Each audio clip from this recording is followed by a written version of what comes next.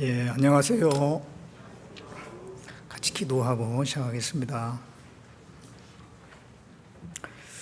은혜롭고 자비로우신 우리 아버지 하나님, 우리를 죄 가운데서 구속해 주셔서 하나님의 자녀로 삼아 주시고 그 영광스러운 복스러운 그 소망 가운데 살게 하신 것 참으로 감사를 드립니다.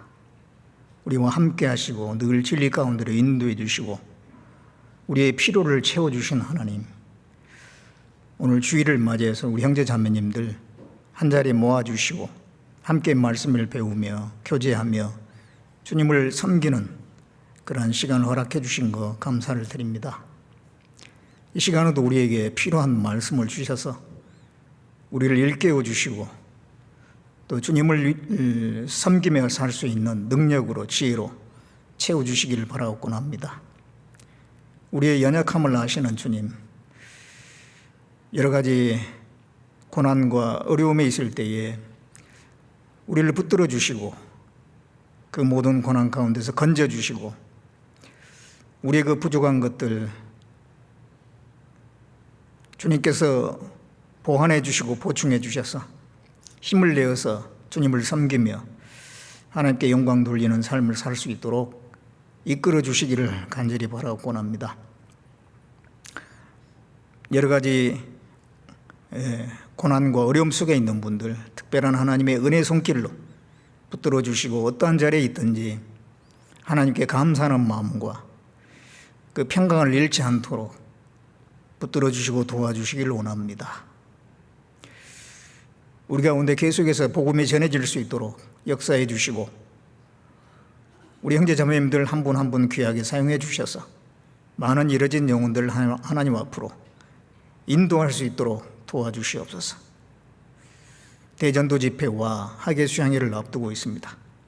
주님께서 함께 해주셔서 우리가 마음을 준비하고 또 필요한 여러 가지 것들을 준비하는 가운데 그러한 큰 일들이 잘 치러질 수 있도록 도와주시기를 원합니다. 해외에도 복음이 힘있게 전해지고 있습니다. 복음이 전해지는 곳마다 함께 해주시고 역사해 주시고 계속해서 진리를 구하고 사모하는 영혼들이 하나님께로 돌아오는 그러한 일들이 이어질 수 있도록 도와주시기를 원합니다. 이 시간 주 성령께서 우리 가운데 둘이 행하심으로 우리 모두에게 필요한 말씀을 주시기를 원하오며 우리를 구원해 주신 예수님의 이름으로 기도드렸습니다. 아멘.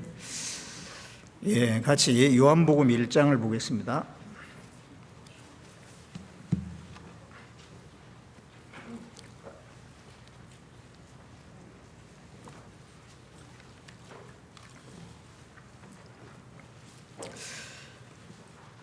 요한복음 1장 43절부터 보겠습니다.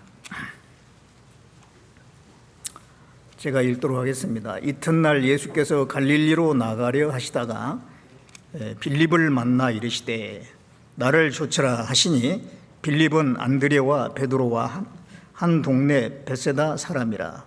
빌립이 나다나엘을 찾아 이르되 모세가 율법에 기록하였고 여러 선지자가 기록한 그 일을 우리가 만났으니 요셉의 아들 나사렛 예수니라. 나다나엘이 가로되 나사렛에서 무슨 선한 것이 날 수 있느냐. 빌립이 가로되 와 보라 하니라. 예수께서 나다나엘이 자기에게 오는 것을 보시고 그를 가리켜 가라사대 보라 이는 참 이스라엘 사람이라. 그 속에 간사한 것이 없도다. 나다나엘이 가로되 어떻게 나를 아시나이까. 예수께서 대답하여 가라사대 빌립이 너를 부르기 전에 내가 무화과나무 아래 있을 때에 보았노라. 나다나엘이 대답하되 랍비여 당신은 하나님의 아들이시오 당신은 이스라엘의 임금이로소이다. 예수께서 대답하여 가라사대 내가 너를 무화과나무 아래에서 보았다 함으로 믿느냐. 이보다 더 큰 일을 보리라. 또 가라사대 진실로 진실로 너에게 이르노니 하늘이 열리고 하나님의 사자들이 인자 위에 오르락내리락 하는 것을 보리라 하시니라. 우리가 주일을 맞아서 이렇게 말씀을 배우게 되는데 늘상 있는 일이기 때문에 그 소중함을 우리가 또 잘 모르고 살아가는 경우도 있습니다.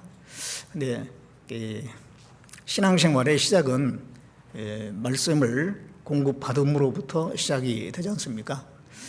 하루의 시작은 영양을 공급받음으로 시작을 하죠. 먹어야 되잖아요. 먹지 않고서는 일할 수가 없습니다. 그래서 먹는 것을 식사라고 하는데 먹는 일이라고 하는 건데요. 먹는 게 굉장히 중요하기 때문에 그렇게 표현을 합니다. 먹는 게 없으면 아무 일도 할 수가 없어요. 우리 신앙생활은 하나님의 말씀을 듣는 것에서부터 시작이 되는 겁니다. 이 세상에는 가르침이라는 게 점점 없어져 가고 있어요. 사람들은 배우려 하지 않고 자기에게 필요한 것만 골라서 찾아보고 습득하고 그런 세상입니다. 정말 그 인간에 필요한 도리나 그러한 것들은 잘 배우려고 하지 않는데요.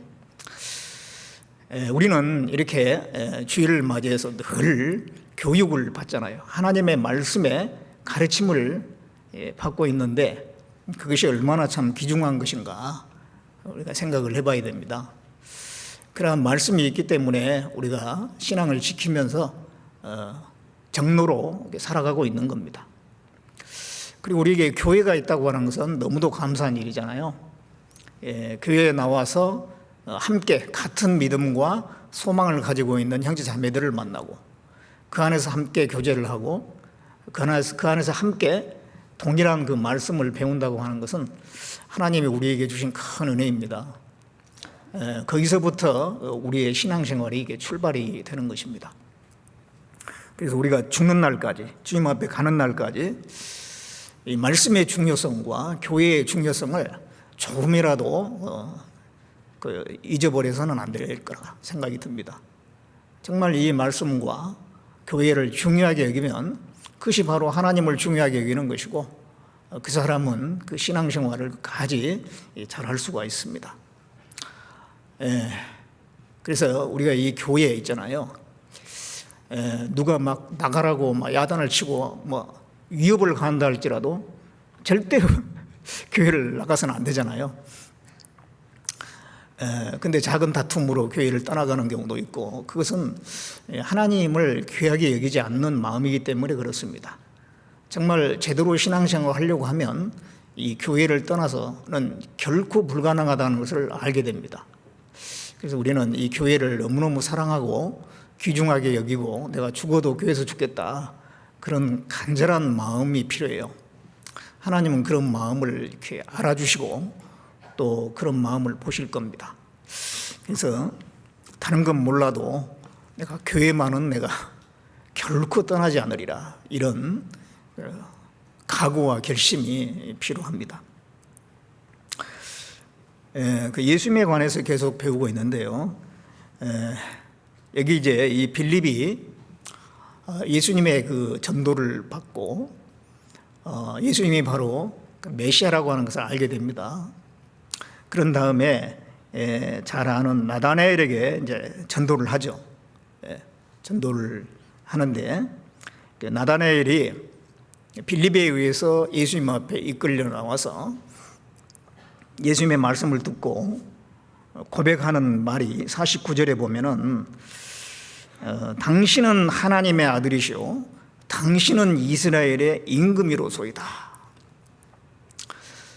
당신은 하나님의 아들이시고 당신은 이스라엘의 임금이라고 다 고백을 합니다. 이런 그 명칭 하나하나가 다 의미가 있습니다. 하나님의 아들, 이스라엘의 임금.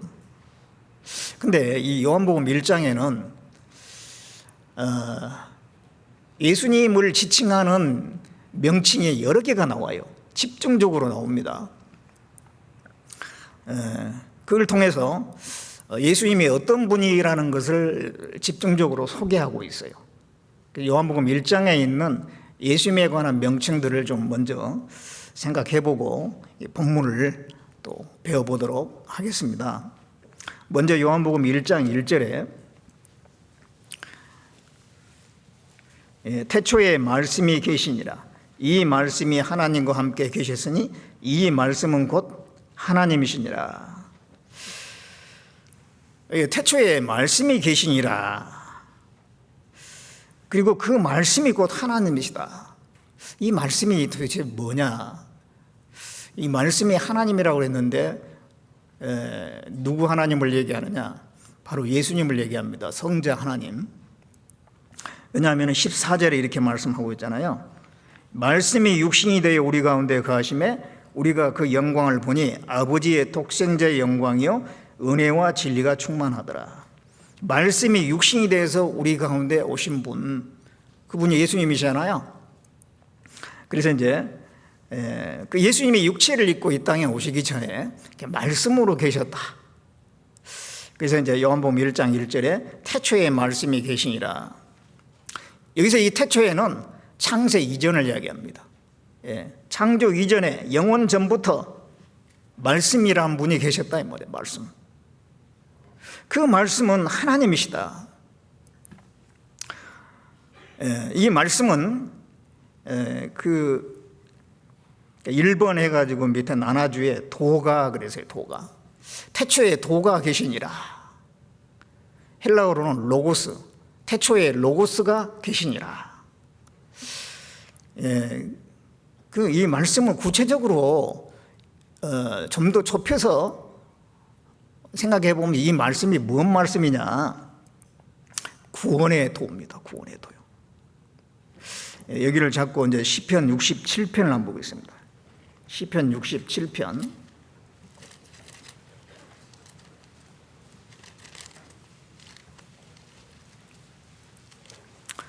시편 67편 2절에 보면은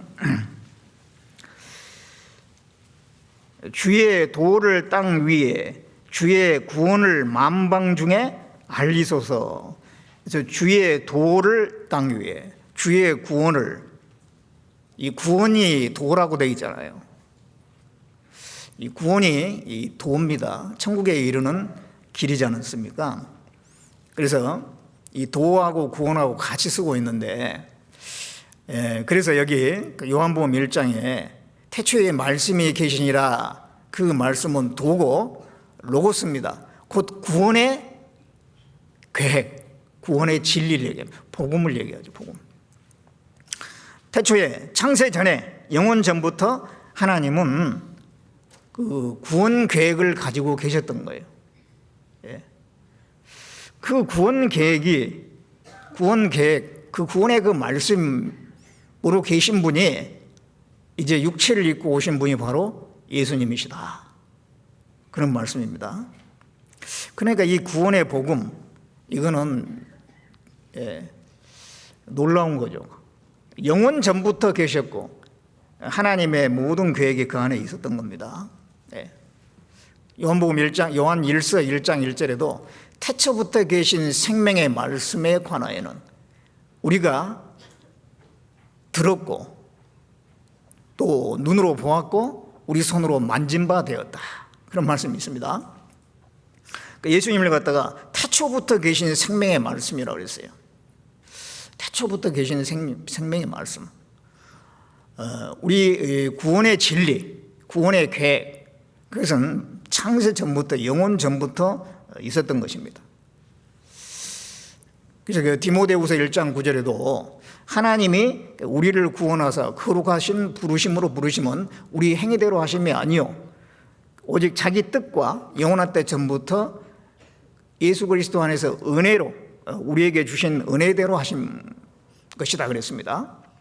우리를 구원하신 것은 우리 행위와 상관없이 영원 때 전부터 예수 그리스도 안에서 은혜로 우리에게 주시기로 계획을 하신 겁니다. 그것을 이제 이루기 위해서 예수님이 이 땅에 육체를 입고 오셨다라고 하는 것입니다. 이 복음의 진리, 그거는 하나님의 마음속에 칵 들어차 있는 그 계획이라는 것을 알 수가 있어요. 그리고 그 복음의 진리는 예수님의 전체입니다. 그래서 이름을 예수로 하라. 이는 자기 백성을 저희 죄에서 구원할 자이십니다. 그래서 그 예수라고 하는 이름 안에도 그 복음의 진리가 들어있죠. 그래서 예수님은 말씀으로 구원의 진리로 계신 분이었는데 육체를 입고 오신 분이다, 이렇게 소개하고 있습니다. 요한복음 1장 1절에.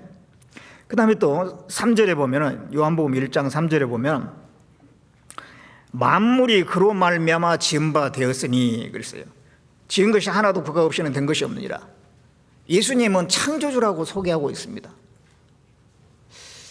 예수님은 만물을 지으신 분이에요. 창조주 하나님이십니다. 하나님이죠. 그리고 4절에는 그 안에 생명이 있었으니 이 생명은 사람들의 빛이라.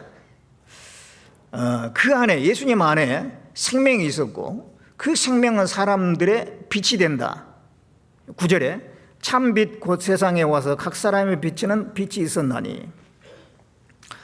예수님을 갖다가 예수님 안에 생명이 있었고 그 생명은 또 사람들의 빛이다 그랬어요.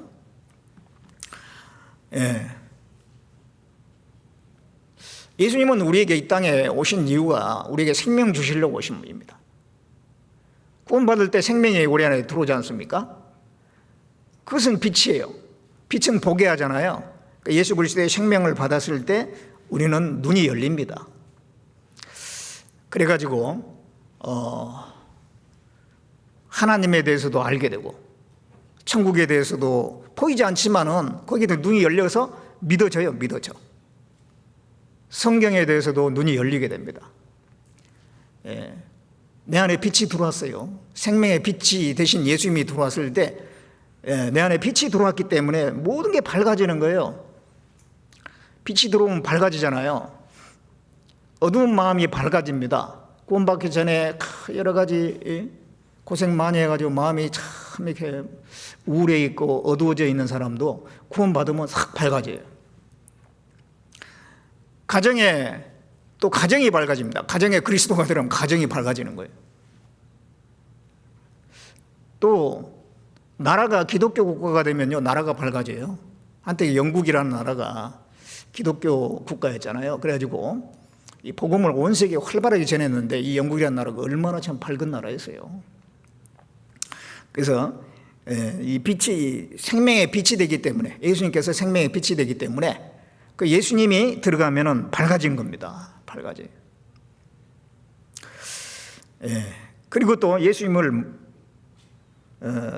이 아버지의 독생자라고 이렇게 말씀했는데요. 14절에 보면 말씀이 육신이 되어 우리 가운데 거하시며 우리가 그 영광을 보니 아버지의 독생자의 영광이요. 아버지의 독생자다. 아버지의 독생자. 이거는 이 아버지는 하나님, 성부 하나님을 얘기합니다. 성부 하나님의 유일한 아들, 그런 뜻이죠. 영어로는 only begotten son 그랬는데, begatten이라고 하는 것은 아버지가 자식을 볼 때 begatten이라는 그런 표현을 쓰거든요. 그러니까 아버지 하나님의 유일한 아들, 이 아버지의 독생자. 그러면은 얼마나 귀하겠어요. 부모에게 아들이 딱 하나만 있다. 그러면 귀한 아들이잖아요. 그리고 사랑스러운 아들이고,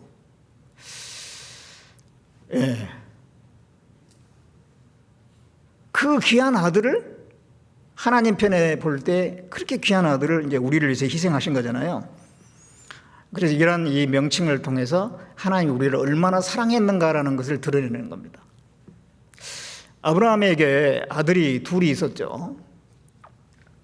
대표적인 많은 아들이 있습니다만 대표적인 아들이 이제 가장 먼저 이스마엘을 낳고 두 번째 이제 이삭을 낳았는데, 하나님은 아브라함에게 이삭을 바치라고 할 때 뭐라고 그랬냐면은 내 독자 이삭을 바치라 그랬어요.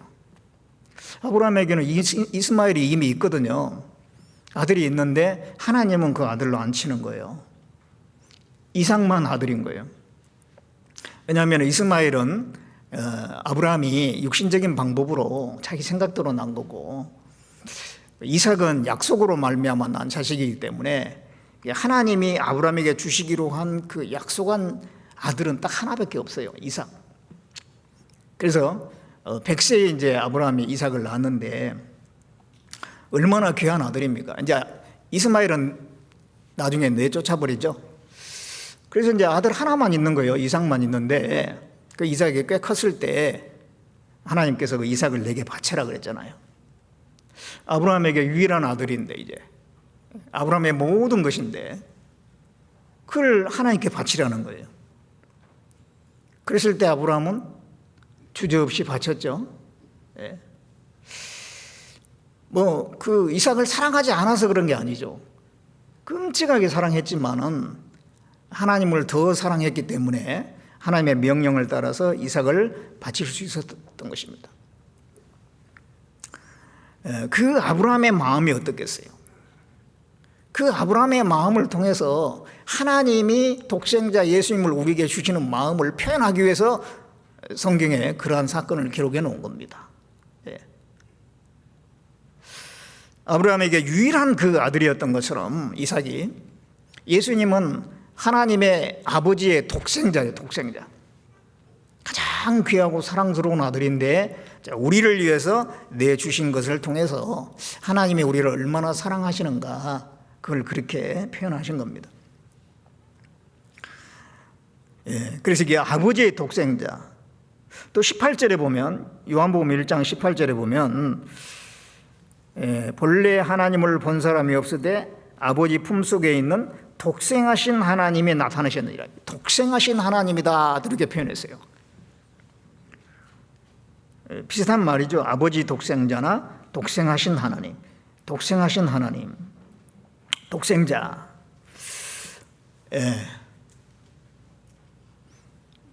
독자, 그런 뜻입니다. 그러면 이 독생하신 하나님이고, 그 다음에 또 이제 34절에는 내가 보고 그가 하나님의 아들이심을 증거했노라. 하나님의 아들 이렇게 되어 있는데, 그럼 예수님은 어느 날 하나님이 이렇게 낳은 거냐? 독생자니까 하나님이 낳았냐? 또 그건 아닙니다. 낳았으면은 시작이 있겠죠. 그런데 히브리서 7장에 보면은 예수님은 시작도 없고 족보도 없고 영원하신 분이라고 말씀하고 있어요. 예수님은 어떤 시작이 있는 분이 아니면 창조된 분이 아니에요. 항상 영원부터 영원까지 아들 하나님으로 계신 분이에요. 성부 하나님이 있고 성자 하나님이 있고 성령 하나님이 있지 않습니까? 그게 삼위일체인데 어떤 형태로 존재한지 우리가 알 수는 없지만 분명히 삼위 하나님이 계신 것은 분명합니다. 그래서 예수님을 이렇게 소개하고 있어요. 독생자, 하나님의 아들, 독생하신 하나님. 그 하나님, 그 독생하신 하나님, 예수님, 그 예수님이 이 땅에 와서 해야 될 가장 중요한 일은 인간의 죄를 지고 속죄하는 것이죠. 그래서 이제 요한복음 1장 29절에 이렇게 또 소개를 하고 있습니다. 29절에 보면 이튿날 요한이 예수께서 자기에게 나오심을 보고 가로되 보라 세상 죄를 지고 가는 하나님의 어린 양이로다.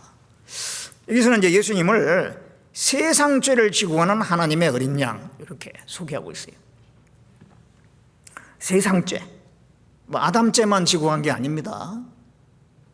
많은 분들이 착각하고 있어요. 예수님은 온 죄만 지고 왔다. 아닙니다. 아담 죄만 지고 간 게 아니고 이스라엘 민족의 죄만 지고 간 것도 아니고 믿는 사람의 죄만 지고 간 것도 아닙니다. 안 믿는 사람은 아담 자손 아니에요? 하나님의 사랑은 넓고 넓어요. 그래서 아담 자손 모두의 죄를 예수님이 이제 지고 가신 거예요. 그래서 세상 죄를 지고 가시는 하나님의 어린 양이로다. 이 세상 죄 속에는 모든 사람이 다 포함되고 그 모든 사람 개개인들이 지었던 모든 죄가 다 포함이 되는 거죠. 그래서 세상 죄를 지고 가는. 그러면은 예수님이 그때부터 계속 지고 다니셨는가? 세례 요한이 예수님을 일컬어서 세상 죄를 지고 가는 하나님 어린 양이라 했으니까 예수님은 그때부터 계속 우리 죄를 지고 다니셨느냐? 그건 아니죠. 죄를 예수님이 죄를 딱 치고 있으면요, 하나님이 예수님과 함께 할 수 없어요. 근데 사도행전 10장 38절에 보면은 나사렛 예수에게 성령과 능력을 기름 붓듯 하심에 저가 두루 다니면서 착한 일을 하셨다 그랬거든요. 공생의 기간 동안에 많은 선한 일을, 하나님의 선한 일을 하셨는데 죄를 진 상태에서 하나님이 함께하지 않는데 어떻게 그런 일을 하겠습니까? 여기서 이제 세상 죄를 지고 하는 하나님의 어린 양이라고 하는 것은 장차 십자가에서 세상의 모든 사람의 죄를 담당하실 것을 미리 말씀하는 거고, 실제 우리의 죄를 담당하신 순간은 바로 십자가죠. 그래서 베드로전서 2장에 보면 친히 나무에 달려 그 몸으로 우리의 죄를 담당하셨다 그랬어요. 십자가 나무에 달렸을 때에 세상의 모든 사람의 죄를 담당하신 겁니다. 그랬기 때문에 하나님이 그냥 버려버렸어요. 저주에 내버려버렸습니다.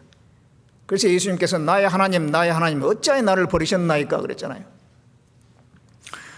그래서 여기 이제 세상 죄를 지고 가는 하나님의 어린 양, 이거는 장차 십자가에서 그럴 것이다, 그것을 미리 말한 내용인데, 이 세상 죄 속에 우리 모두가 들어간다고 하는 사실,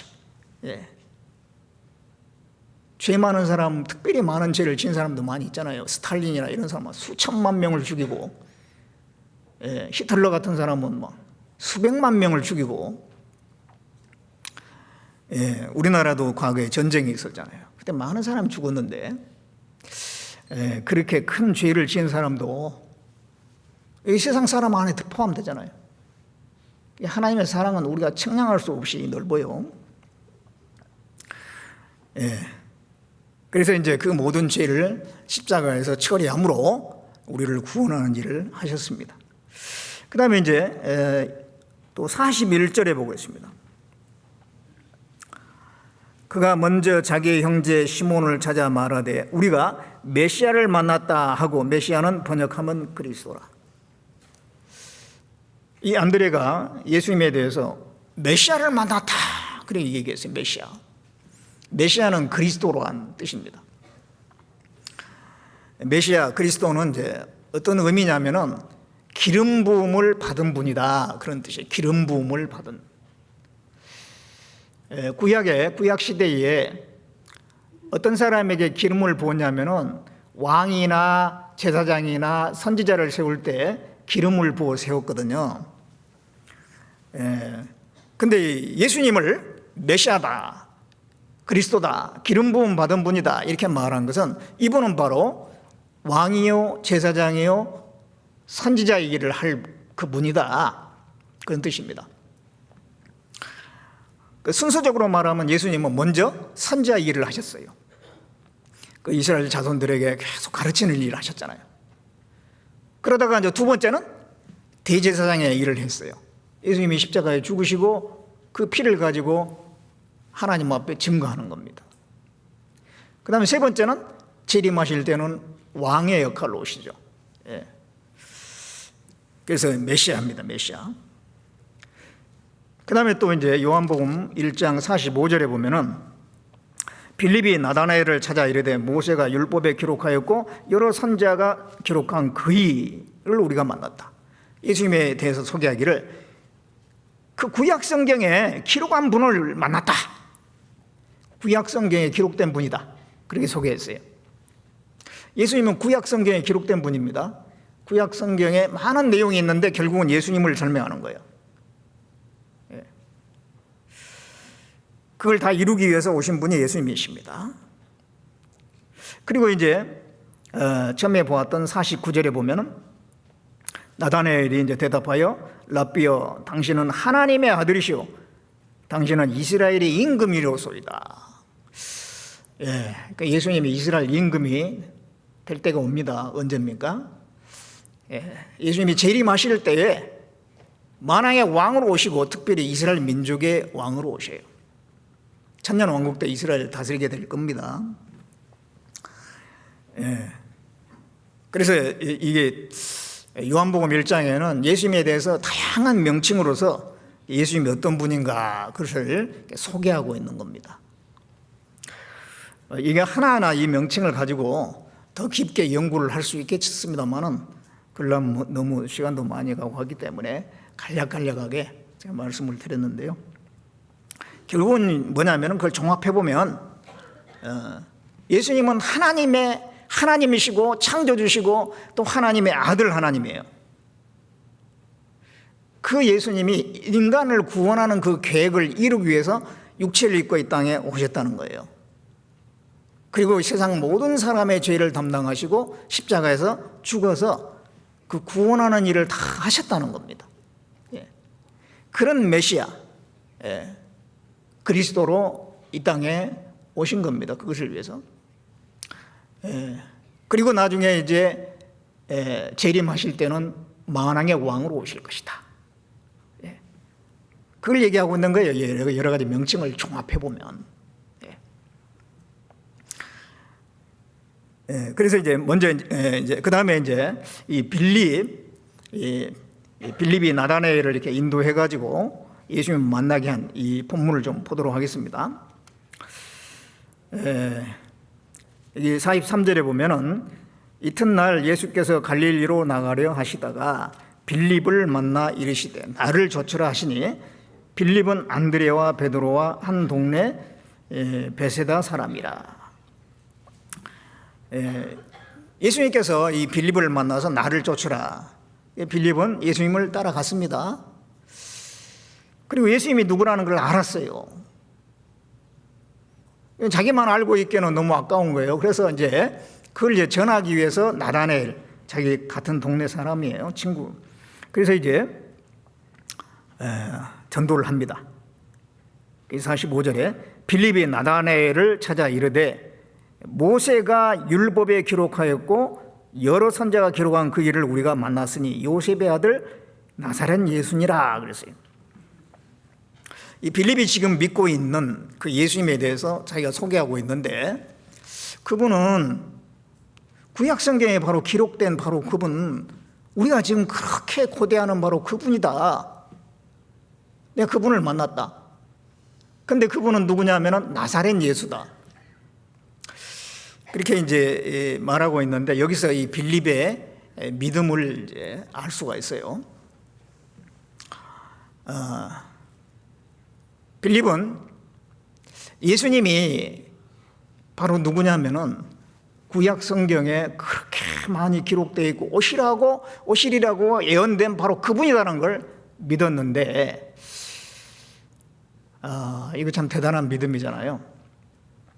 그 만난 지 얼마 되지도 않은데 예수님을 하나님의 아들, 메시아, 그리스도로 딱 믿은 거예요.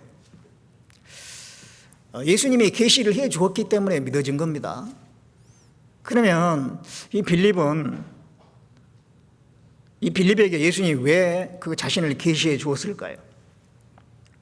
이 빌립은 정말 그 진리를 사모하는 사람이었기 때문에 그런 겁니다. 그 구약 성경을 읽으면서 그 메시아를 고대한 사람이에요. 그 그리스도가 오시기를 간절히 고대한 사람이거든요. 하나님은 찾는 자에게만 자신을 나타내셔요. 하나님은 숨어 계신 분입니다. 그러다가 찾는 자에게 나타내신 분이에요. 이 빌립이 정말 진리를 사모하고 메시아를 고대하는 신앙을 가지고 있었기 때문에 그 빌립에게 자신을 나타낸 거예요. 예수님의 제자들도 보면은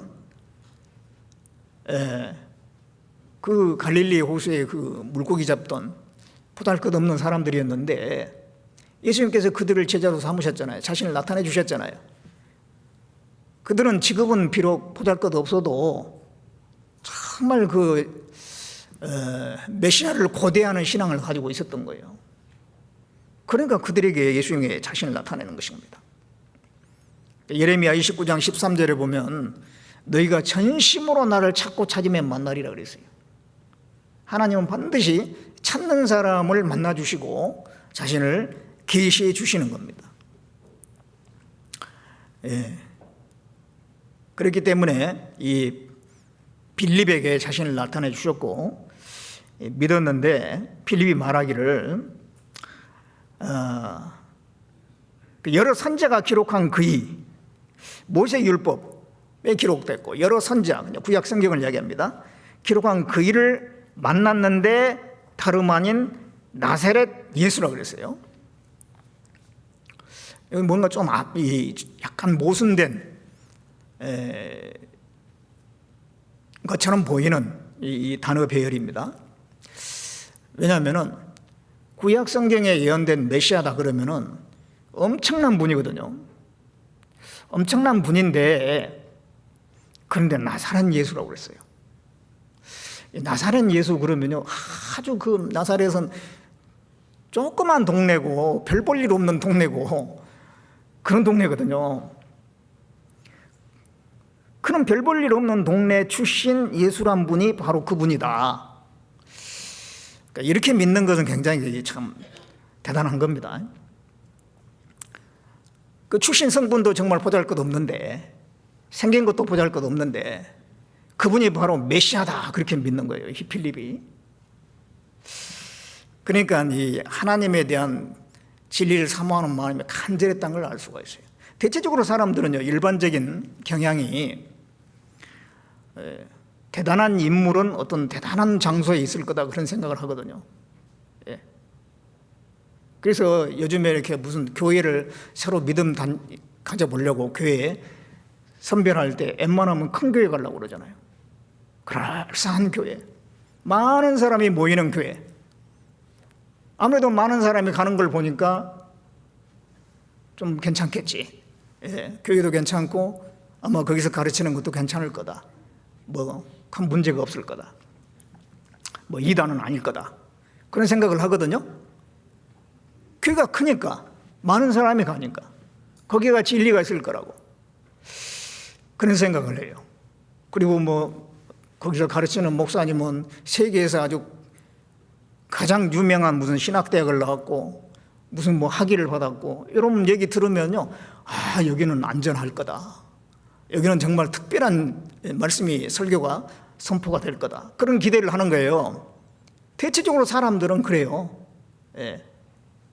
외모를 보기 때문에 외모가 굉장하면 그 안에 있는 것도 대단할 거다. 그렇게 생각을 하거든요. 그런데 하나님은 그 귀한 것을요, 초라한 것 안에 감추시는 특성이 있어요. 하나님은 아주 귀한 것을 오히려 초라한 것 안에다 감춰 놓습니다. 하나님이 예수 그리스도의 그 정말 그 보잘것없는 육체 안에다가 자신을 숨겨놨잖아요.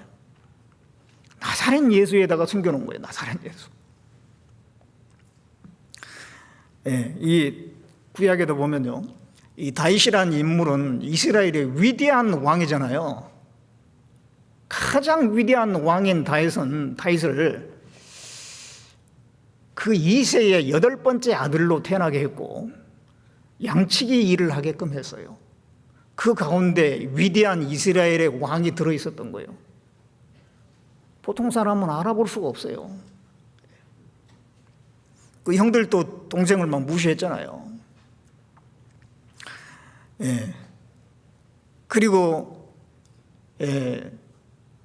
이 교회에 초석이 될 사람들이 바로 예수님의 제자들인데, 그 예수님의 제자들은 갈릴리에서 물고기 잡는 보잘것없는 어부들이었다고요.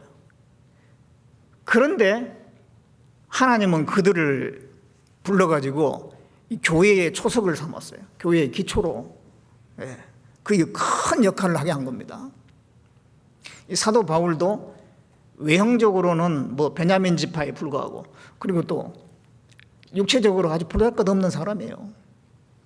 그런데 하나님은 그를 위대한 사도로 나중에 쓰게 되지 않습니까? 이스라엘이 광야에 있을 때 광야 교회가 성막인데, 성막의 겉모습을 보면 물돼지 가죽으로 돼 있어가지고 시커매가지고 보잘 게 없어요. 그런데 그가 성막 안에 들어가 보면은, 지성소에 가 보면은 온통 막 그 아름다운 천사들이 수놓아져 있고, 거기에 금으로 치장되어 있는 언약궤가 있고 아주 휘황찬란한 겁니다. 그 휘황찬란한 것을 물돼지 가죽에 덮어가지고 안에다 숨겨놓은 거예요, 하나님이. 하나님은 그 정말 귀한 것을 초라한 것 안에 감추는 거예요.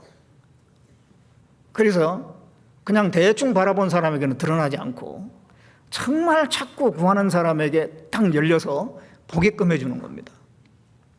이 복음이 전파되는 교회는 지금까지 역사 가운데 복음이 전파되는 교회는 그렇게 큰 교회들이 아니었어요. 대체적으로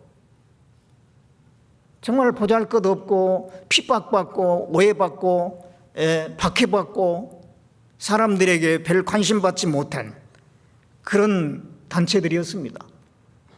그러나 하나님께서는 그 가운데 이 복음의 진리를 주시고 그 복음을 전하게 했고 정말 진리를 구하고 사모하는 사람들에게 그 열어서 보게끔 했던 거예요. 그래서 우리가 이 외모로 이렇게 판단하면 안 돼요. 사람을 외모로 판단하면 안 되고 그 사람의 믿음이라고 하는 것이 외모로 다 드러난 것도 아닙니다. 그렇기 때문에 우리가 항상 모든 게 신중할 필요가 있는 거예요. 겉으로 이게 판단하면 오판하는 경우가 너무도 많습니다. 그래서 이 빌립은 정말 진리를 구하는 사람이었기 때문에 이 감춰져 있는 그 예수님을 발견한 거예요. 나사렛 예수인데 바로 메시아라는 사실을 깨달은 겁니다. 그래서 이제 빌립이 자기가 깨닫고 그것을 나다나엘에게 가서 전도를 하잖아요. 46절에 나다나엘이 가로되 나사렛에서 무슨 선한 것이 날 수 있느냐? 빌립이 가로되 와 보라 하니라. 이 나다나엘이 좀 선입관을 가지고 있어요. 나사렛에서 무슨 선한 것이 나겠느냐? 이거는 이 나다나엘이 나사렛 그 조그만 동네에서 무슨 선한 것이 나겠느냐 그런 뜻은 아니에요. 나다나엘이 알기로는 그리스도는 베들레헴에서 태어난다라고 알고 있는 거예요. 왜냐하면 미가서 5장 2절에 그렇게 예언되어 있으니까. 그리스도는 여기서 선한 것이 그랬는데 이 선한 것은 딱 한 가지란 거 아시죠? 하나님 말고는 선한 게 없습니다. 그래서 선한 것이 어떻게 나사렛에서 나겠느냐 이 말은 하나님의 아들이 세상에 오시는데 그 베들레헴이라고 했지 않느냐 성경에. 근데 무슨 나사렛에서 난다는 얘기냐 그 얘기입니다. 그러니까 빌립이 여러 가지 설명이 안 되니까 와 보라 한번 들어봐. 들어보면 알게 돼. 가보자. 그렇게 한 겁니다. 우리도 이제 그렇게 전도를 하지 않습니까? 이렇게 전도하면은 좀 이상하게 이제 생각하는 경우이죠.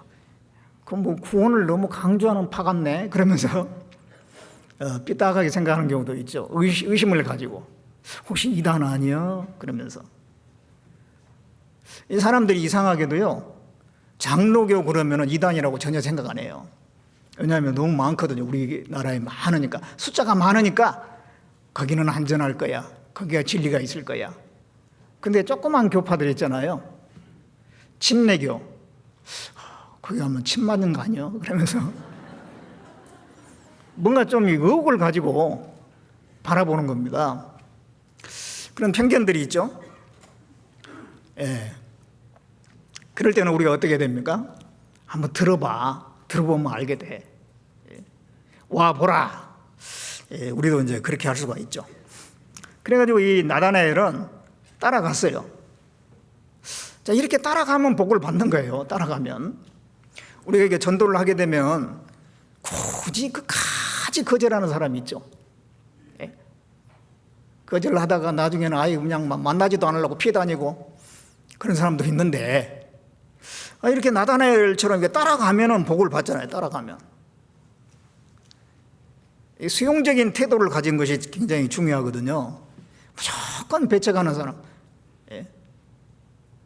아예 처음부터 들어보지 않으려고 하는 사람, 자기 생각이 너무 강한 사람은요 다른 것들을 배척을 해버려요. 그래가지고 다른 걸 배울 수 있는 기회조차도 잃어버린 경우가 있어요.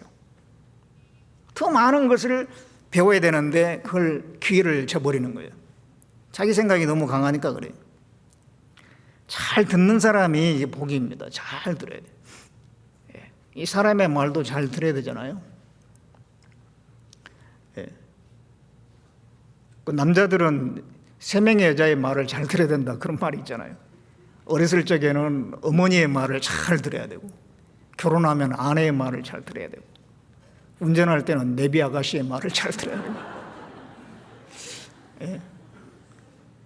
어떻게 잘 들으면 자기도 손해될 일은 없잖아요. 어머니가 뭐 나쁜 말 하겠어요? 아내가 뭐 틀린 말 하겠어요? 다 좋은 말을 하잖아요. 그걸 쭉 귀담아 들어야 되는데, 자기 생각이 아주 강한 사람은 그런 걸 잘 안 들으려고 하는 거예요. 예. 자기 스타일로만 하려고 하는데, 그러면은 정확한 답을 얻지 못하고 시행착오를 많이 겪죠. 하나님은 이스라엘 백성들이 잘 하나님의 말씀을 안 듣는다고 책망을 하시는데, 이사야 30장 9절에 뭐라고 말씀하시냐면, 대저 이는 패역한 백성이요 거짓말하는 자식이다. 여호와의 법을 듣기 싫어하는 자식들이라고 했어요. 여호와의 그 법을 듣기 싫어하는 자식이라고. 그래서 이스라엘 민족은 많은 순환을 당했잖아요. 시행착오를 많이 겪고 그랬어요. 이사야 55장 3절에 너희는 내게 나와 들으라. 그리하면 너희 영혼이 살리라. 잘 들으면 살아나는 거예요, 사람이. 그래서 이 잘 듣는 거, 이게 참 중요합니다. 그래서 이제 나다나엘은 그 빌립의 말을 듣고 자기 생각은 안 맞지만은 와보라 그러니까 따라갔죠. 그래서 예수님 앞에 갔는데 예수님이 먼저 말을 걸었어요. 47절에 예수께서 나다나엘이 자기에게 오는 것을 보시고 그를 가리켜 가라사대 보라 이는 참 이스라엘 사람이라 그 속에 간사한 것이 없도다. 나다나엘하고 얘기 한번 안 해봤는데 그 마음에 있는 것을 딱 드러내시잖아요. 참 이스라엘 사람이다. 그 속에 간사한 것이 없다. 그러니까 이 나다나엘이 깜짝 놀랐어요. 나다나엘이 가로되 어떻게 나를 아시나이까? 예수님께서 더 놀라운 말씀하십니다. 예수께서 대답하여 가라사대 빌립이 너를 부르기 전에 내가 무화과나무 아래에 있을 때에 보았노라. 지금 이제 가까운 거리가 아니에요. 이 빌립이 나다나엘에게 전도한 그 장소하고 예수님이 있는 장소는 가까운 거리가 아니라 아예 보이지도 않는 데입니다. 그런데 빌립이 너에게 얘기할 때 너를 부르기 전에, 빌립이 아직 가기도 전에 이 나다나엘이 무화과나무 아래에서 있었을 때 벌써 봤다 그랬어요. 그 볼 수가 없는 거리거든요. 무화과나무 아래에서 뭐 하고 있었을까요? 그 이제 여기는 안 나와 있지만은 이제 어떤 주석이나 이런 걸 찾아보면요, 당시에 이제 여름에 더운 날씨에 그 무화과나무 아래에서 이제 잎이 무성하잖아요. 그 아래에서 이제 율법서를 읽었던 그런 풍습이 있답니다. 정말 이게 성경을 가까이 하고 그런 사람들이 무화과나무 아래에서 율법서를 묵상하고 하나님께 기도하고 그렇게 했었대요. 그러니까 그걸 이제 예수님께서 봤다는 거예요. 뿐만 아니라 그 기도도 들어오시고, 예수님은 하나님이시니까. 그 말을 하니까 이 나다나엘이 당신은 하나님의 아들이시고 당신은 이스라엘 임금이시오시다. 여기 뭐냐면 지금 예수님이 하신 그 말씀은 사람으로서 할 수 없는 얘기를 한 거거든요. 나다나엘의 마음, 처음 봤는데 그 마음이 정직한지 간사한지 그걸 알고 있었고, 그리고 그 행동까지 다 보고 있었던 거. 그거는 하나님만이 가능한 거기 때문에. 당신은 하나님의 아들이시고 이스라엘의 임금이라고 그렇게 고백을 했어요. 예수님은 사람의 마음을 다 아신 분입니다. 그 요한복음 2장 24절에 한번 보겠습니다. 24절에 예수는 그 몸을 저에게 의탁지 아니하셨으니 이는 친히 모든 사람을 아시며 또 친히 사람의 속에 있는 것을 아심으로 사람에 대하여 아무 증거도 받으실 필요가 없습니다. 친히 모든 사람을 아셔요. 사람의 속에 있는 걸 다 아셔요. 그래서 사람에게 증거를 받을 필요가 없다 이 말은 누구를 이 사람은 어떤 사람인데요, 뭐 어디에 사는 누구입니다 이렇게 소개받을 필요가 없다 이 말이에요. 뭐 삭개오 그러면 예수님이 이 사람은 삭개오인데요, 세리장이고요, 돈도 많고요 이렇게 소개할 필요가 없어. 예수님은 다 알고 있어요. 사마리아 여자를 소개한다. 이 사람은 그 수가성에 사는 여자인데요, 뭐 남편이 5명이 있었는데 지금 이제 6번째 남편하고 살고 있고, 소개할 필요가 없습니다. 예수님은 벌써 다 알고 있었어요. 예수님은 다 그 마음을 다 아시는 분입니다. 마음을. 역대상 28장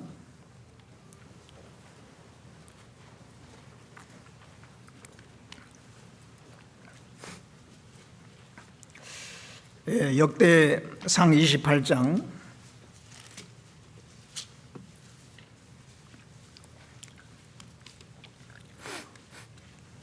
9절에 보겠습니다.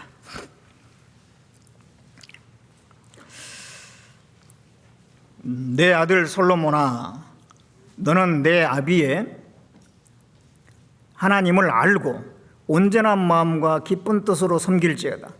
여호와께서는 문 마음을 감찰하사 모든 사상을 아시나니 네가 저를 찾으면 만날 것이요 버리면 저가 너를 영원히 버리시리라. 자, 이 말씀에 이 다윗이 솔로몬에게 한 말씀인데요, 아주 중요한 말씀했어요. 솔로몬아, 너는 내 아비 하나님을 알고 하나님이 어떤 분인지 알아야 된다. 온전한 마음과 기쁜 뜻으로 섬길지어다. 저 하나님께서는 문 마음을 감찰하신 분이다. 모든 사상을 다 아신다. 그래서 하나님은 문 마음을 감찰한다 그랬어요. 문 마음이라는 것은 모든 사람의 마음, 또 마음의 모든 것을 감찰한다는 것을 자세히 보시는 분이다. 그런 분이란 걸 너 알아라. 그러니까 하나님이 없는 것처럼 행동하지 말고 하나님이 다 너 보고 있으니까 하나님 앞에 마음가짐을 똑바로 해, 그 말이잖아요. 네가 무슨 마음을 먹는지 하나님 다 아니까. 다윗은 그 하나님을 정확히 아는 사람이죠. 그래서 자녀에게, 그 솔로몬에게 그걸 부탁하고 있는 겁니다. 하나님이 마치 안 보는 것처럼, 모르는 것처럼 자기만의 특별한 계획을 세우고 죄된 마음을 품고 그러면 안 된다는 얘기예요. 그리고 또 모든 사상을 아신다. 하나님은 모든 사상을 아셔요. 사상이라는 건 생각, 그 사람의 어떤 가치관, 그거 다 아시죠? 교회관도 생각이잖아요. 어떤 교회관을 가지고 있는지 하나님 모실까요? 어떤 분이 교회를 얼마나 귀중하게 생각하는지,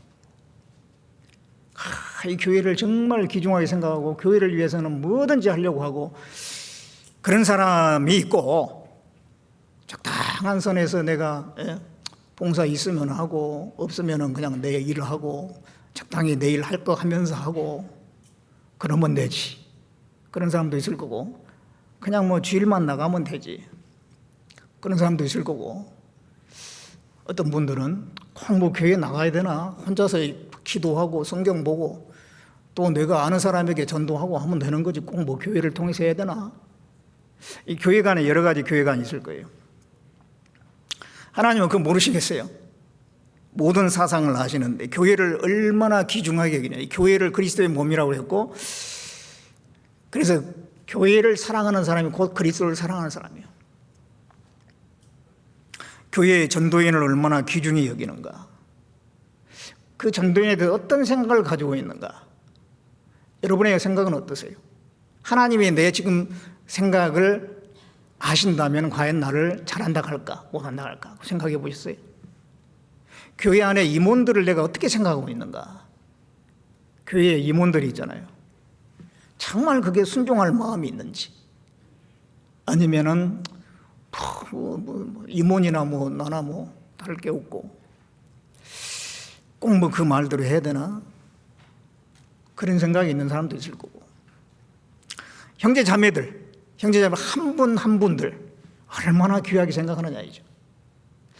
그 형제 자매 그 한 분 한 분을 귀하게 여기는 그게 주님을 귀하게 여기는 거거든요. 하나님은 그 마음을 아셔요. 예, 그 진실한 신앙을 가지고 있는 사람은 이 형제자매 한 분 한 분을 귀하게 여깁니다. 예. 교회를 위해서 주님을 위해서 임원들도 귀하게 여기고 전도인들도 뭐 그 사람이 인격이 완전하고 뭐 본받을 만해서 그런 게 아니라 하나님이 세우신 사람들이니까 하면서 또 교회를 생각하는 마음으로 하나님의 역사를 생각하는 마음으로 귀중히 여기고 그런 마음을 하나님이 다 그 사상을 아셔요. 그 교회관 그리고 또 세계관이 있어요. 세계관. 이 사람들은 다양한 생각을 가지고 사는데 그 뭔 생각을 하고 사는지 하나님은 다 아신다는 거예요. 예, 오늘날 사회에서 그 이슈가 되고 있는 여러 가지 그 문제들이 있잖아요. 그런 것에 대해서 어떤 생각을 가지고 있느냐 말이죠. 요즘에 동성애를 점점점 허용하는 쪽으로 세상은 가고 있는데 우리 그리스도인들은 어떤 생각을 가지고 있는지 하나님이 각자의 생각을 아실 거예요. 또 뭐 페미니즘 이런 거, 남녀 평등주의 이런 거 그런 것에 대해서 나는 어떤 생각을 가지고 있는가? 과연 이게 하나님께서는 이런 생각을 옳다 하실까? 하나님은 그 모든 사상을 다 아시는 겁니다. 예, 성경하고 맞느냐 틀리냐 생각을 해보시죠. 남녀는 평등합니다, 인격적으로. 그런데 결혼을 하게 되면은 질서가 딱 세워지는 거예요. 왜냐하면 가정의 연합을 위해서. 성경이 질서를 명해놨잖아요. 이 이 청년 남자들 다 평등하잖아요. 근데 군대에 가면 계급이 주어지고 거기에 질서라는 것이 딱 생겨요. 쫄병이 고참한테 대들면 안 되잖아요. 고참 말을 들어야 돼.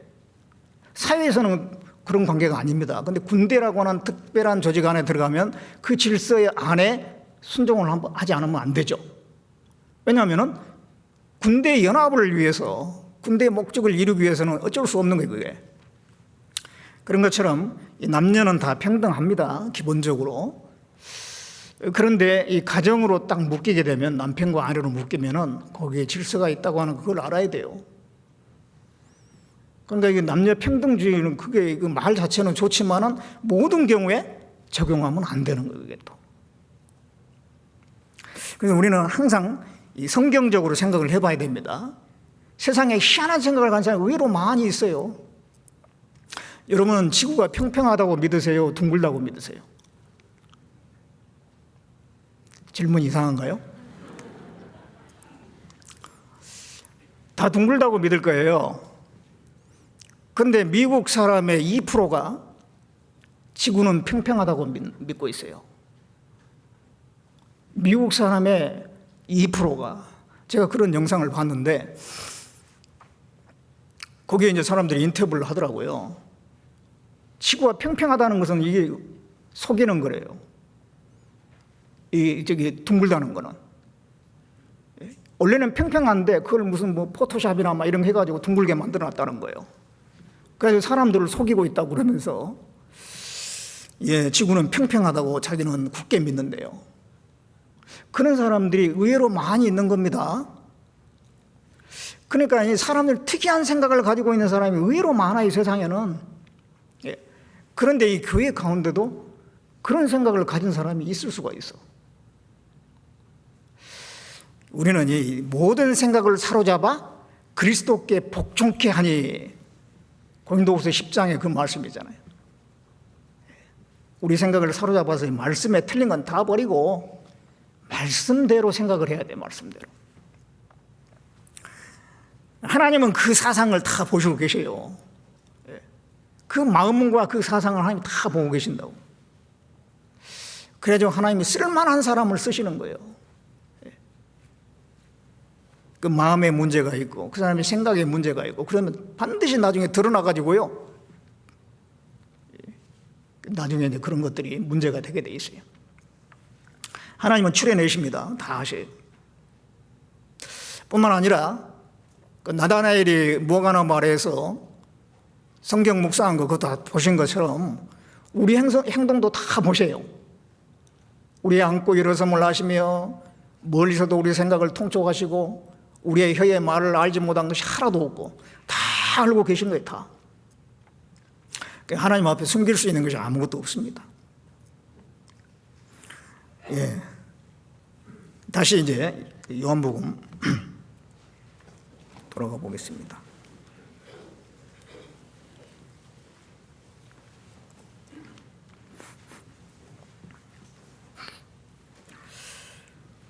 예, 그래서 이제 나다나엘이 예수님에 대해서 당신은 하나님의 아들이시오, 당신은 이스라엘의 임금이로소이다.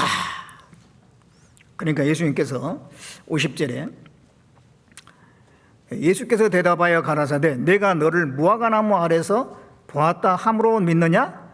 이보다 더 큰 일을 보리라. 이보다 더 큰 일을 보게 될 거다. 큰 일이 있고 더 큰 일이 있어요. 이 나다나엘의 마음을 간파한 거 큰 일이잖아요. 이거 사람으로 할 수 없는 일이죠. 그 다음에 또 나다나엘이 그 무화과나무 아래에서 성경 읽고 있는 거 그 자리에 없었는데도 알고 계세요. 신적 능력으로. 그게 큰 일이죠. 그게 아무 사람이 할 수 없는 큰 일입니다. 그런데 예수님께서는 이보다 더 큰 일을 보리라 그랬어요. 이보다 큰 일. 더 큰 일이 또 있어요. 자, 큰 일이 있고 더 큰 일이 있습니다. 이 성경에 보면은요,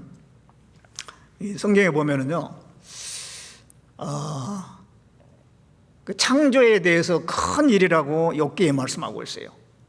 하늘의 만상을 만드시고, 특별히 북두칠성도 만드시고, 뭐 여러 이제 별자리를 만드시고, 그걸 큰 일이라고 말씀하고 있어요. 그렇죠. 창조한 일을 엄청 큰 일이죠. 그 다음에 또 이스라엘 민족을 애굽에서 건져낸 일을 큰 일이라고 말씀했어요. 어느 민족이 이같이 큰 일을 본 적이 있느냐? 한 민족을 다른 민족에서 건져낸 일이 있느냐? 예. 그 민족을 구원하는 것, 그리고 전쟁에 승리케 하는 것, 큰 일이죠. 그리고 또 예수님께서 이제 병자도 고치고 죽은 자를 살리고 했는데 예수님이 큰 일을 하는 것을 사람들이 보기 위해서 몰려들었다, 그런 말씀이 있어요. 그러니까 이제 이적을 행하는 것도 큰 일이죠. 그런 건 큰 일이요. 그런데 더 큰 일이 있어요. 예수님께서 더 큰 일을 보리라 그랬잖아요. 더 큰 일을 보리라. 그 더 큰 일은 뭐겠습니까? 인간을 구원하는 일이죠. 그래서 51절에 그 더 큰 일을 이렇게 설명하는데요. 또 가라사대 진실로 진실로 너희에게 이르노니 하늘이 열리고 하나님의 사자들이 인자 위에 오르락내리락 하는 것을 보리라 하시니라. 더 큰 일이다 해놓고 하늘이 열리고 하나님의 사자들이 예수님 위에 오르락내리락 하는 거, 이게 더 큰 일이라는 거예요. 이게 뭘 설명하느냐? 창세기 28장을 한번 보겠습니다.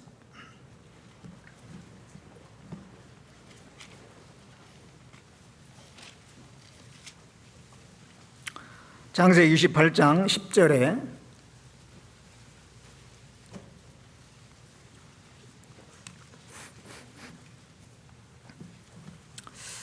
야곱이 브엘세바에서 떠나 하란으로 향하여 가더니 한 곳에 이르러는 해가 진지라.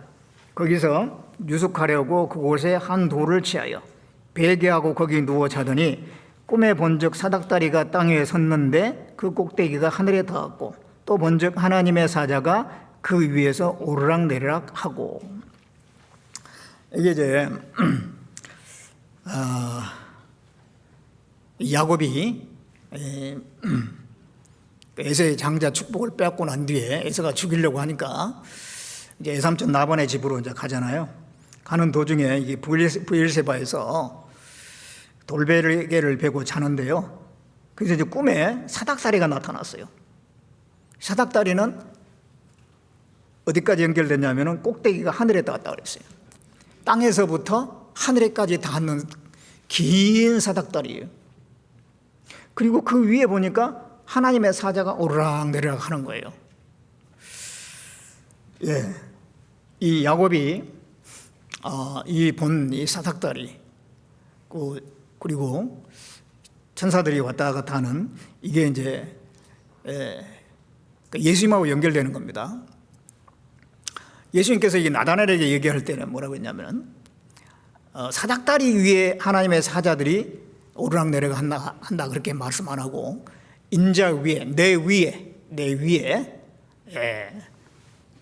그 천사들이 오르락내리락 하게 될 거다. 천사들이 오르락내리락 한다는 것은 연결하는 역할을 하는 겁니다. 교제.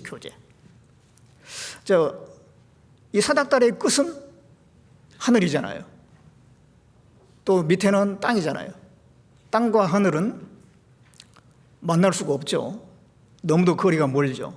근데 이 사다리가 연결을 해 주었습니다. 이 사다리는 전혀 상관없는 그 두 지역을 연결하는 역할을 하는 거예요. 이 사다리를 여기 나다나엘에게 말씀할 때는 예수님이라고 그랬어요. 예수님이 바로 그 역할을 할 것을 말씀하는 겁니다. 사다리 역할을 할 거예요. 우리는 죄인이고 하나님은 거룩하신 분인데 우리가 어떻게 하나님께 나갈 수가 있어요? 예수님이 바로 사다리 역할을 하신다 이 말이에요. 어떻게 사다리 역할을 합니까? 십자가에서 우리의 모든 죄를 다 속죄해 주심으로 우리가 이제 하나님께 나아갈 수 있는 길이 열리고 하나님과 우리 사이에 천사가 왔다 갔다 하면서 우리의 일을 하나님께 보고하고 그렇게 해가지고 하나님과의 교통이 이루어질 거 그걸 말씀하는 겁니다. 그래서 그것을 더 큰 일이라고 해서 더 큰 일.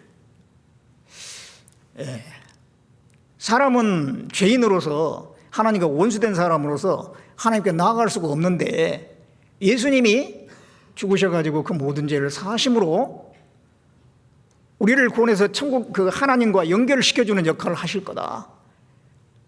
그것이 더 큰 일이다. 그 십자가의 구속 사건은 창조보다도 더 큰 일이고 병 고치는 일보다 더 큰 일이고 기적을 행한 것보다 훨씬 더 큰 일이에요. 전쟁에서 이기는 것보다 훨씬 더 큰 일이죠.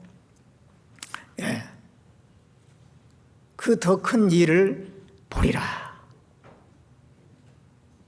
나중에 예수님은 실제로 십자가에 죽으셨잖아요.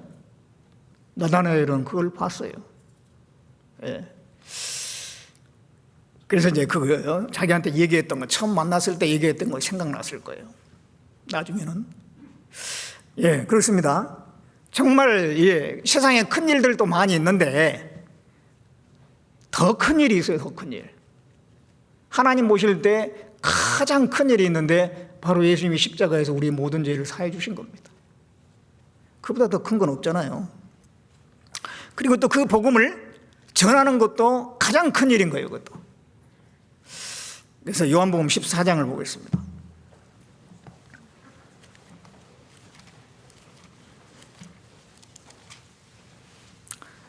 요한복음 14장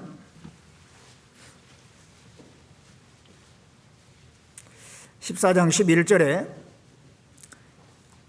내가 아버지 안에 있고 아버지께서 내 안에 계심을 믿으라. 그렇지 못하겠거든 행하는 그 일을 인하여 나를 믿으라. 내가 진실로 너에게 이르노니 나를 믿는 자는 나의 하는 일을 저도 할 것이요 또한 이보다 큰 것도 하리니 이는 내가 아버지께로 감이라. 나를 믿는 자는 예수 그리스도를 참으로 믿어서 구원받은 사람은 나의 하는 일을 저도 할 것이요. 예수님이 이제 병 고치고 여러 가지 이적을 행했는데 초대교회 때는 그런 이적이 나타났었잖아요. 또한 이보다 더 큰 것도 하리니 더 큰 일이 있어요. 이는 내가 아버지께로 감이라. 예수님이 승천해가지고 가게 되면 누가 오세요? 성령이 오시거든요. 가면 성령이 오시게 되는데 그 성령으로 말미암아 너희들이 큰 것을 행하리라. 복음 전하는 걸 얘기하는 거예요. 이거를 알아야 되는 겁니다. 세상 사람들은 뭐가 더 큰 일인지 몰라요. 그래가지고 엉뚱한 일에 사로잡혀 있는 거예요. 하루 종일 게임만 하는 사람도 있고, 도박에 빠져 있는 사람도 있고, 또 어떤 사람들은 뭐 이렇게 뭘 개발하기도 하고 연구하기도 하고, 또 공부도 열심히 하고 하는데요. 또 누구를 도와주는 일도 합니다. 뭐 좋은 일이죠. 그러나 가장 큰 일은 아니잖아요. 가장 큰 일이 뭔지 모르니까 헤매고 있는 거예요. 예수님이 십자가에서 우리 죄를 영원히 사해 주신 것이 가장 큰 일이고, 그것을 사람들이 모르니까 이제 우리는 전해야 되는 거죠. 그리고 이 교회에서도요, 이 복음의 말씀을 듣고 확실히 구원받는 거, 이게 가장 큰 일인데, 그걸 잘 모르니까요. 그거는 그냥 형식적으로 뭐 믿으면 다 구원이야, 믿으면 다 천국 가, 우리는 다른 은혜를 받아야 돼 해가지고 병 고침 받고, 무슨 신유의 은사 뭐 무슨 그래가지고 목사님에게 한수기도 받아가지고 병치료 받으려고 구름대같이 몰려가고요. 그게 큰일, 더 큰 일이 됐어. 그 사람들에게는 그게 더 큰 일이라. 진짜 큰 일을 모르는 거예요. 예수님의 십자가 이 복음을 전해서 한 영혼 한 영혼은 구원받고 돌아온 거 엄청난 역사지 않습니까? 수백만 명 병고침 받은 사람보다 받은 것보다 한 사람 영혼 구원받은 게 훨씬 더 가치가 있지 않습니까? 구원받은 사람은 그걸 알아야 돼. 알죠? 구원받은 사람은 그걸 알아요. 그래서 예수님께서 이렇게 말씀했습니다. 이보다 큰 것도 할 거다. 가장 위대한 일이에요. 시편 39편을 보겠습니다. 시편 39편 6절 말씀입니다.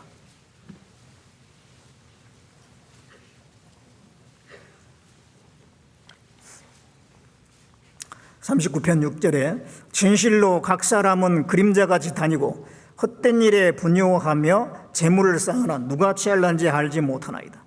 주의 내가 무엇을 바라리요 나의 소망은 주께 있나이다.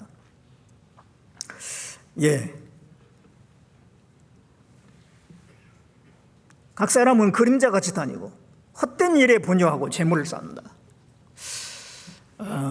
되게 세상 사람들은 이제 이런 일을 하죠. 돈을 많이 벌고 재물을 쌓는 건 큰일이라고 생각합니다. 또 어떤 기록을 경신하기 위해서 애를 쓰고 있는 사람들도 있어요. 기네스북에 오르기 위해서. 어떤 사람은 물구나무 서가지고 막 오래 버티기, 그래가지고 자기 기네스북에 올라가야 된대. 또 이제 무슨 등산하는 사람은요, 어디죠? 8,000m 이상의 그 산들이 14개의 봉우리가 있다고 그래요. 세계. 그 8,000m 이상 되는 그 산들을 다 정복하려고 하는 거예요. 14자화라 그러는데요. 다 정복하면은 이제 자기 이제 이름이 많이 알려지게 될 겁니다. 그런 사람 몇 사람 안 되니까요. 그런 기록을 경신하려고 애를 쓰는 사람이 또 있고, 무슨 금메달을 따기 위해서 불철주야로 운동하는 사람도 있고, 하여튼 별의별 많은 것들을 추구하는데 헛된 일에 분요한다 그래요. 헛된 일에 분요. 근데 주여 내가 무엇을 바라리요 나의 소망은 주께 있나이다. 우리는 소망을 주님에게 두고 주님의 뜻을 행하는 것을 가장 귀중히 여기고 그렇게 해야지 맞잖아요. 복음을 전해가지고 영혼을 구원받게 하는 것, 그건 가장 큰 일입니다. 이 복음 전해가지고 구원받게 하는 거하고요, 세상의 모든 여러 가지 그런 일들하고 비교하면은 보석하고 지푸라기 정도 비교가 될 거예요. 이 복음 전하는 거, 한 영혼을 건지는 걸 보석이라고 하면은 나머지 일들은요, 무슨 박사 연구해가지고 뭐 위대한 발명품 만들고 그런 것도 지푸라기. 나중에 이 지구 멸망할 때 다 끝나는 거, 없어지는 거예요. 고린도전서 3장에 보면은 터 위에다가 집을 짓는데 나무 풀 집으로 짓는 사람이 있고 또 금은 보석으로 짓는 사람이 있다고 그랬죠. 그래서 나중에 이제 불이 지나가면은 금은 보석은 남는데 나무 풀 집은 다 타서 없어져 버린다고 그러죠. 그 나무 풀 집이 뭐예요? 세상에 속한 거예요. 결국은 없어질 것, 그것을 위해서 집을 짓는 것은 그 신앙생활을 얘기하는데요. 그걸 위해서 살아가는 건 나중에 살아있는 동안에는 사람들에게 영광받고 칭찬받고 뭐 삶이 좀 편안하고, 남이 안 입는 옷도 입고 남이 안 타는 차도 타고 남이 뭐 먹은 것도 먹어보고 그럴지 모르겠지만 다 소용없는 거예요. 다 지나가는 거고 소용없는 거예요. 하나도 남지 않아요. 금은보석, 우리가 복음을 전하고 주님을 살아가는 그 모든 것들, 그것만 남는 거예요. 그게 바로 큰 일인 겁니다. 그 큰 일이에요. 그 큰 일에 자신의 인생을 건 사람이 지혜로운 사람이고, 그게 실속 있게 사는 사람이에요. 이 데이비드 브레이너드라고 하는 18세기에 미국의 인디언에게 복음을 전했던 사람입니다. 이 병에 걸려 폐결핵에 걸려가지고 그런 가운데서 계속 복음 전하던 나중에 뭐 29살인가 죽었어요. 결혼을 할 약혼자까지 있었는데요. 조나단 에드워드라고 하는 그 유명한 복음 전도자의 딸하고 약혼을 했어요. 결혼하려고. 그런데 결혼을 하지 못하고 결국은 젊은 나이에 폐결핵으로 죽고 맙니다. 그런데 그분은 짧은 생애 동안에 복음을 전했지만은 나중에 죽고 난 뒤에 많은 사람들에게 엄청난 영향을 미쳐가지고 수많은 사람이 선교사를 지원하고 인생을 바꾸는 일들이 많이 있었어요. 많은 사람이 영향을 미쳐가지고 기폭제가 된 거예요. 근데 이 데이비드 브레이너드가 하는 말이 있어요. 내가 그리스도께 사람들의 영혼을 인도할 수만 있다면 내가 어디 살든지 어떤 고난을 받든지 상관이 없다. 나는 잠을 잘 때도 이것을 꿈을 꾼다. 그리고 아침에 잠에서 깨어나자마자 나는 이 위대한 일을 가장 먼저 생각한다. 그렇게 말을 했어요. 영혼을 그리스도께로 인도할 수 있다면 자기가 어디에 살든지 무슨 고난을 당하든지 상관이 없다 이거예요.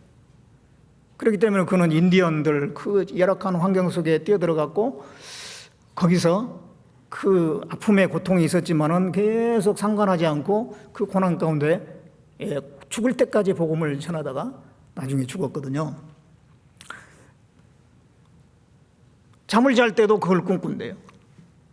아침에 일어나면은 바로 그 위대한 일을 가장 먼저 생각한다는 거예요. 그 가장 그 큰 일에 자기 인생을 건 사람이잖아요. 그게 참 실속 있게 산 사람이 실속 있게. 하나님께서 한 사람에게 70년, 80년이라고 하는, 요즘에는 막 오래 살아요. 100살까지도 살고 그러는데 그 많은 기간을 줬는데 별 의미 없이 보낸 사람이 얼마나 많아요. 윌리엄 부드라고 하는 구세군 창시자 윌리엄 부드는 뭐라고 했냐면 나의 야망은 사람의 영혼이다 그랬어요. 나의 야망은 사람의 영혼이다.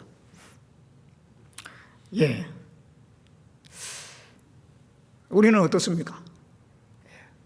우리도 같은 마음을 품어야 되잖아요. 어떻게든지 복음을 위해서 살아야 되겠다 그런 마음을 가져야 됩니다.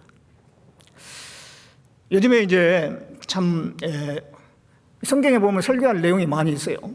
그런데 복음을 전해야 된다는 쪽을 많이 강조를 하고 있습니다. 아마 어떤 설교를 듣더라도 결론은 이제 복음을 전해야 된다.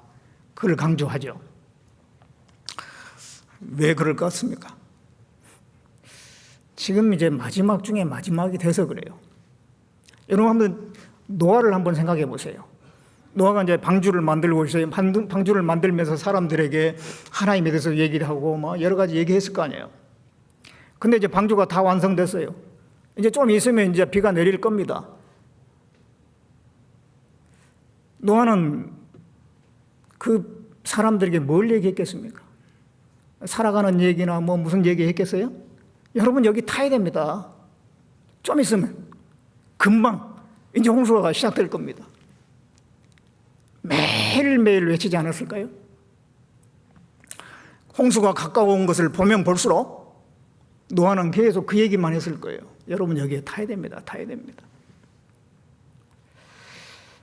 지금 우리가 이제 이 정말 마지막 중에 마지막이고 주님 오실 날이 너무 가깝기 때문에 이 복음을 전해야 된다는, 전도해야 된다는 그 말 말고는 할 말이 없는 거예요. 근데 사람들은 갈수록 강팍해져 가고 있어요. 강팍한 걸 우리가 핑계 삼지 말고 일단 우리 할 일을 하는 거예요. 그 구원 받고 안 받고 하는 건 그분들 몫이고, 또 이제 인도해가지고 말씀 듣겠는데 구원 받다 했는데 나중에 또 흐리멍텅 하는 경우도 있어요. 도대체 구원인지 아닌지. 그 애타는 마음이 있긴 합니다만은 그래도 내가 할 일을 한 거예요. 그러니까 그런 것에 너무 좌우돼가지고 또 힘 빠지고 그러지 말고 계속 우리는 할 일을 해야 돼. 전도를 해야 돼요. 예. 이제 당장 우리 대집회가 있고 6월 20일부터 대집회가 있어요. 그리고 이제 또 7월 달에는 청년 집회가 있습니다. 청년들은 아무래도 더 신경을 좀 쓰셔야 될 거고, 그다음에 이제 8월 달 7월 마지막이죠. 7월 마지막 그 주에는 우리 학예 수양회가 있어요. 의외로 빨리 있습니다. 그래서 이제 얼마 남지 않았어요. 금방금방 지금 시간이 다가오고 있는 겁니다. 그래서 우리가 좀 미리미리 준비하고 그렇게 해가지고 좀 수양회에 좀 많이 참석하고 많은 분들이 구원을 받을 수 있도록 또 인도를 해야 되겠습니다. 그리고 우리 형제 자매님들은 직장 형편상 휴가가 좀 잘 안 맞고 하는 그런 부분도 있는데요. 어떻게 하든지 방법을 좀 한번 강구를 해보세요. 정 안 되면은 뭐 하루라도 월차를 내든지 뭐 하든지 가서 좀 거기에 힘을 보태려고 해보세요. 그 내가 간절히 그 구하고 마음을 먹으면 하나님이 길을 열어주신다니까요. 나는 안 하는데 하나님이 그냥 뭐 이리 와 너 해 이런 분이 아니에요. 내가 마음을 먹고 하려고 할 때 하나님이 길을 열어주시는 거예요. 항상 그래요, 하나님은. 그러니까 내가 그 휴가가 안 맞는데 그래도 내가 하루는 내가 꼭 참석해야 되겠다. 또 여기 가서 봉사하는 우리 형제 자매님들에게 보탬이 돼야 되겠다. 좀 이런 생각을 가져야 돼요. 그러면 분명히 하나님이 길을 열어주실 겁니다. 그렇게 해가지고 좀 이 전도하는데 우리가 힘을 보태야 되겠습니다. 참 어렵게 우리가 수양회를 지금 하고 있지 않습니까? 2년 동안 못하고 3년 만에 지금 하고 있는데요. 이번하고 또 다시 또 그 길이 막힐지 어떻게 합니까? 그래가지고 우리가 이거 정말 최대한으로 좀 마음을 같이 해가지고 계획하고 준비를 해야 되겠습니다, 이번에. 그래서 이게 복음을 전하는 일은 큰 일입니다. 그리고 또 교회 안에서 우리가 봉사하는 일도 큰 일이에요. 왜냐하면 교회 자체가 하나님의 교회니까 거기서 하는 일은 큰 일인 거예요. 교회에서 하는 일, 봉사하고 수고하고 다 큰 일입니다. 또 형제자매 한 분 한 분 섬기고 붙들어주는 일, 큰 일이에요. 왜냐하면 하나님의 자녀들이잖아요. 하나님의 자녀들이. 세상 사람들은 알아주지 않지만 하나님은 다 그 큰 일이라고, 중요한 일이라고 이렇게 말씀하셔요. 그래서 이제 우리에게 주어진 시간은 제한적이죠. 그 단 한 번뿐인 인생이고, 또 그 인생이 얼마나 또 빨리 지나갑니까? 지나가는 시간은 어떻게 되도록일 수도 없고, 앞으로 나에게 남아있는 시간이 얼마나 있는지 알 수도 없어요. 그 남은 시간을 뭘 위해 살 거냐? 별 가치 없는 일을 크게 시간 보내지 말고, 큰 일, 더 큰 일을 보리라. 예수님께서 나다나엘에게 말씀했는데, 그 큰 일이 뭔지 우리에게 가르쳐 주셨잖아요. 그걸 위해서 우리가 살아가야 되겠습니다. 이 복음을 전하는 일, 또 교회를 섬기는 일, 교회에 모이는 일, 교회를 세우는 일, 이게 다 중요한 일입니다. 그것을 위해서 우리가 살아야 되고, 그걸 중심으로 살아가는 데 있어서 좀 내가 가지고 있는 직장이나 직업이나 생활 패턴이나 이런 것들이 뭔가 좀 모순이 일어나고 있다. 정말 주님을 섬기는 데 있어서 이게 좀 뭐 여의치 않다. 그러면 이런 걸 좀 정리를 해야 돼. 좀 바꿔야 돼요. 바꿔서라도 나머지 시간을 더 하나님께 드리는 쪽으로 바꿀 수 있어야 됩니다. 아직은 기회가 있잖아요. 나중에 다 지나가고 나이 들어버리고 아니면 주님 오시면은 그때 가서는 후회해도 소용없어요. 그래서 우리에게 주어진 이 시간을 정말 실속 있게 큰 일을 위해서 살아야 되겠습니다. 기도하겠습니다. 우리를 사랑하신 하나님, 우리를 구원해 주시고 뭘 위해서 살아야 될 것을 가르쳐 주신 거 감사합니다. 무엇이 큰 일인지를 우리에게 분명하게 보여주셨습니다. 우리 나머지 시간 얼마나 남아있는지 알 수 없지만은 헛된 일에 보내지 않고 정말 그 큰 일을 위해서 마음과 생각을 집중하고 우리의 생활이, 우리의 삶이 거기에 집중될 수 있도록 도와주시길 원합니다.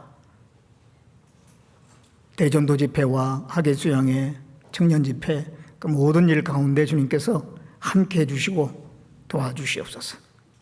우리를 보내주신 예수님의 이름으로 기도드렸습니다. 아멘.